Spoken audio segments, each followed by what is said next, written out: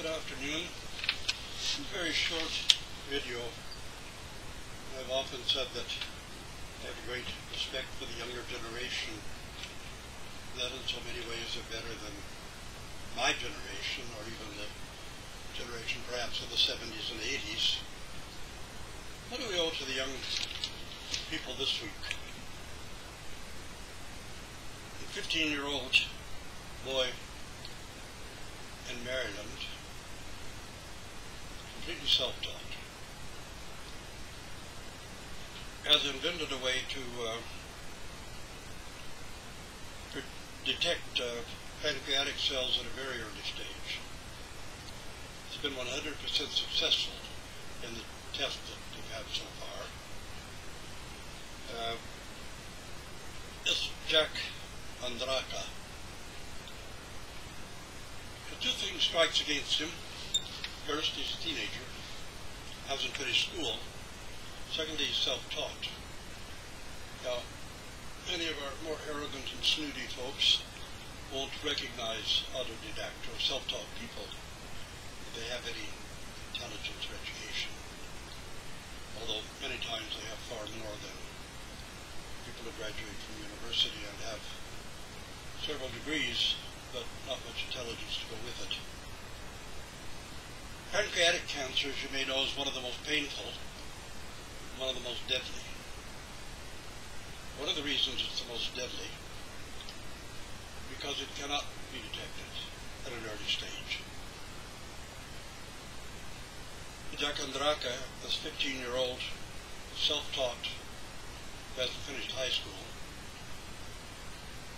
he developed a method for detecting the cancer cells before they actually develop into full-blown cancer in the pancreas. And I expect we'll see this test being conducted a lot in the near future. Save many, many lives, and save people a great deal of pain and suffering. Also save healthcare systems millions and millions of dollars. Two young people from Vancouver, British Columbia, Miranda Wang and Jenny Yao, Vancouver has a huge Chinese population, so these two students have discovered a soil bacteria that can break down plastic and other pollutants. And this bacteria will be used to break down polluting plastics, perhaps in the Fraser River and other places. They've isolated it and are finding a way now to really concentrate the focus, the work of this bacteria. These kids haven't finished university either. So I think we could go on and on if we carefully scanned all of the science literature and news to find out that younger generation, teenagers, young people, are doing some really marvelous things. I kind of think that one of the reasons that we see more and more of these very young people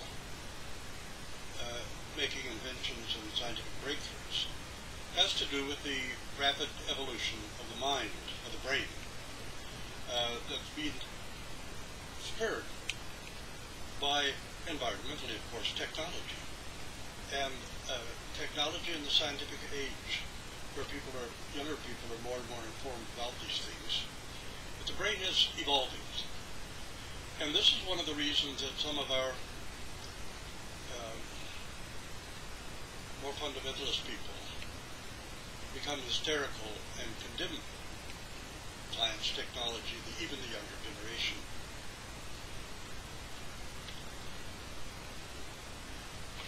Because they don't realize the brain is evolving.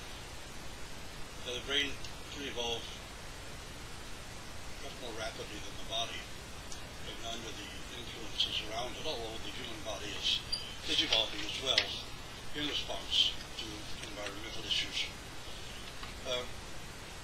But the evolution of the brain, as it evolves, changes, transforms. Things are not and cannot be the same as as they were, and the same as we would want them to be, the same as our models of reality and ideologies would dictate.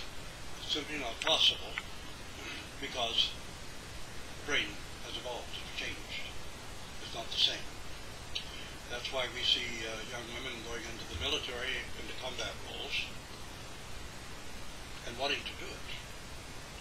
Why we see a call for women to be drafted as well as men down in America where they have a military draft. We see these changing roles. And it's not that demons have taken over. It's not that people have become less moral. People are probably more moral now than they were before. And it's not something nefarious that's percolating through the human race. The brain is simply evolving and has evolved a great deal since the 60s. And it's evolution of the brain that have changed so many things in ways that cannot be reversed. You can't go back to an earlier era. You know, some people see there was a golden age before we had penicillin and antibiotics, and that, of course, is a ludicrous thought. It's also true that the world is actually more peaceful now than it's been at any time in human history. I mean, we don't realize it because we have more news media and more immediate reporting of things, but overall, from a number of sociological, anthropological studies, we find that indeed the world is more peaceful now than it had been, even with the religious terrorism that goes on. And we realize that all of the terrorism that's going on in our era, at least 99% of it, is all religion-based. And this is something we need to think about.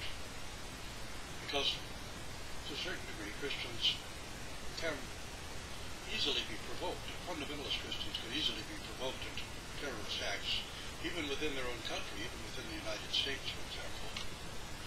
And we need to realize this, and realize that secularism is growing, obviously outstripping religion. Even a lot of religious people are basically secular.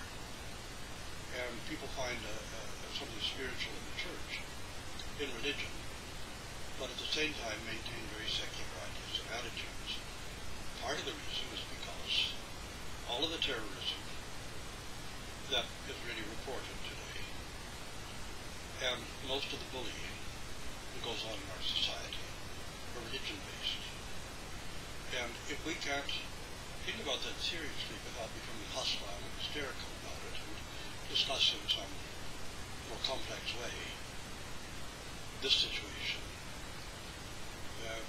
then we're in real trouble. So I wanted to just point out that we owe a great deal to the younger generation. Many people in this generation, say that anywhere from 8 years old to 20, are making great contributions to society, culture, making real contributions in sciences.